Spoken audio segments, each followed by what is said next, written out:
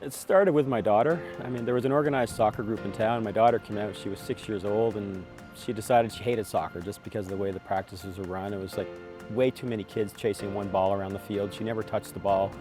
So I decided, well, my daughter's not going to hate soccer, so I decided to start a group for her. And so I got her and 8 of her friends together, and it started from there. And we the first winter, which is once a week practices in the St. Joe's gym, and then the next year, her little boy friends, they found out about it, and the parents asked me to do a group for the boys, and so I had the boys and girls group, and then my son came along, and so I started that age group, and it just kind of took off from there.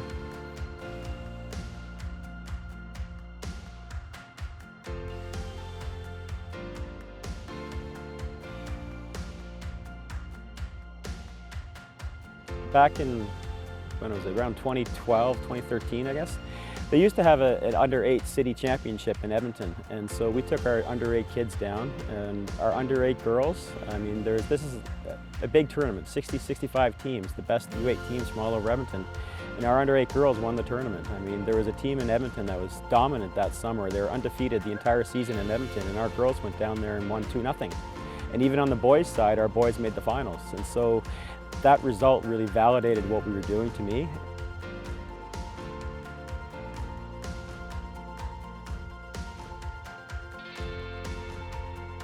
The big thing for me is the kids, I mean, and seeing the improvement and the passion for it. I'll give you an example. One of my under-9 boys joined us last November, and like 6-7 months later now, he is a complete soccer first, soccer nut athlete. That's all he wants to do.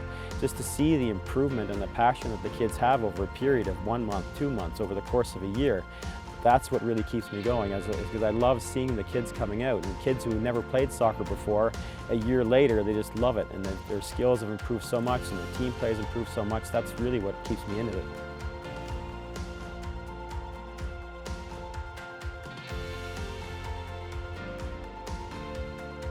Well, in the early years, Sundogs, for the first few years, it was like Joe's Soccer, and then it kind of became morphed into Sundogs, and we had a formal club structure, but eventually I do need to back out of this. I mean, I've been doing this for 15 years, and so we need to develop more coaches, we need to develop more administrators, people who run the club, formalize it a bit more. I want this to survive beyond me.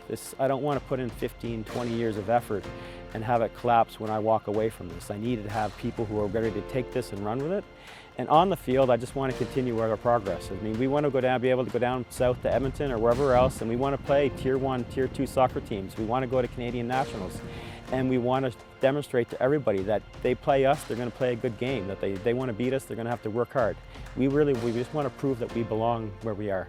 I wish I could go back to not 2009, but 2005 and kick myself in the butt and say, get this going now. My own kids, I mean, because I waited until my kids were ready to start soccer, they didn't really get the full advantage of this. If I'd started this 4 or 5 years earlier than I had, the club would be so much further advanced right now than where it is. So, I mean, that's my big regret, I suppose, is not starting earlier. Oh, and by the way, one last thing.